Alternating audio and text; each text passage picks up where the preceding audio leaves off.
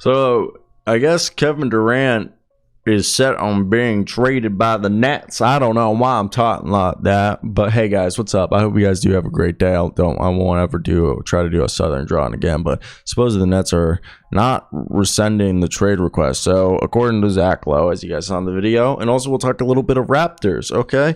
But the Nets are probably waiting for the Kevin Durant camp to realize that maybe they should retract the trade request. But the Nets have not given up on this scenario of him being traded. Now, the Celtics might argue Brooklyn is not in a strong negotiating position. What's the best offer right now? The Toronto Raptors don't want to even discuss Scottie Barnes, sources says. Have Toronto and Brooklyn even have detailed discussions? Do we know for sure Phoenix has offered or will offer the best they can for now? Mikal Bridges, Cam Johnson, 4 unprotected first-round picks, and 3 swaps.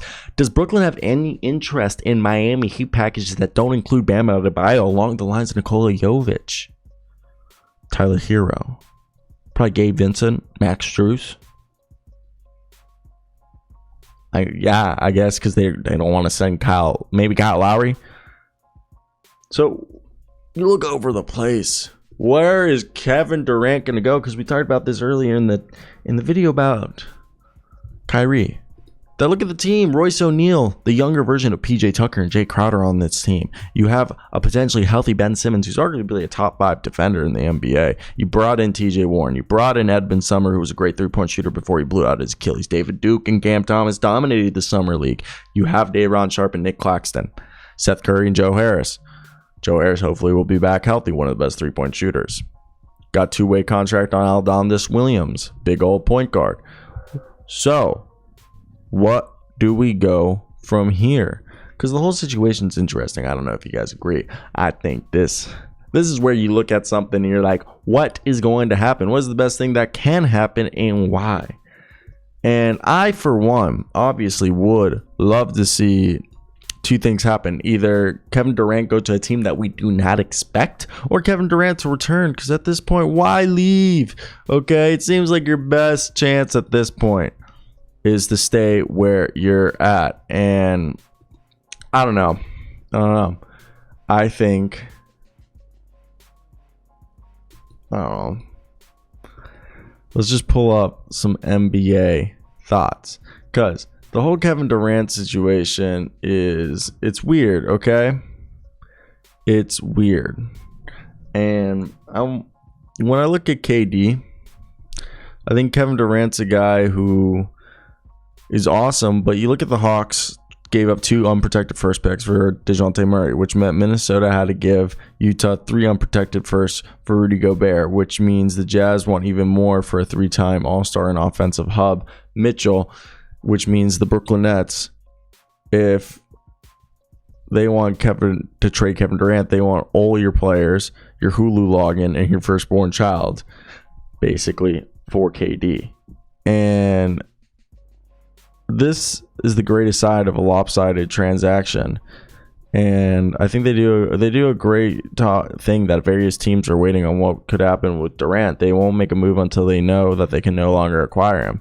Irving's future remains in limbo, and this whole situation, sorry if I just spoke into the microphone.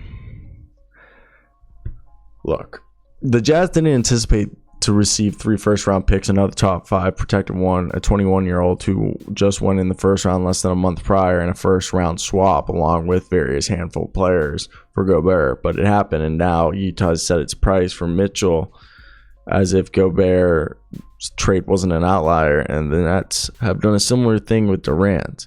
So this doesn't happen it's not going to stay like this, because the Mitchell situation could become untenable for Utah, which will lower the Jazz price, which in return will lower the Nets price. And one could say Gobert's the reason for all this, which is, you could say, the Timberwolves' fault is for all of this. And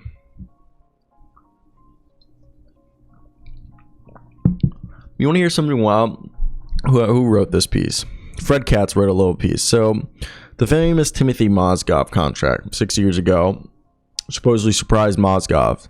Okay, at the start of 2016, he was given a 4-year, $64 million pack because of thanks to the new TV deal, which we're going to see a similar thing happen in 2025, I believe it is, or 2024, where everyone's saying it's not going to happen because they're going to do 10% every year, but I don't think they're going to be able to sustain it with this new deal if it goes up to $75 billion. And what happened in 2016, the salary cap raised by 30%, which was the greatest single season increase in NBA history, which everyone had cap space. But so they basically, Timothy Mozgov got $16 million a year to be basically a second string backup. And then you saw Dwight Howard get 3 years, $71 million to the Hawks. That barely lasted.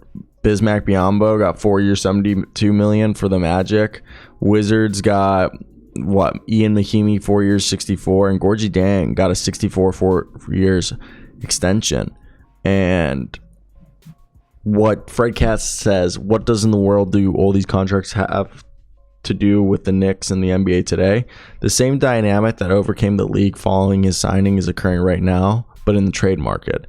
A mammoth return for Rudy Gobert has reset the baseline for someone like the Knicks' fixation on Donovan Mitchell, and now the NBA trade market is on a standstill. For years, teams were hesitant to trade unprotected first-round picks for players who weren't transformational on their own right. But times have changed. As I said, the picks traded for DeJounte Murray, the picks traded for Rudy Gobert resets the market.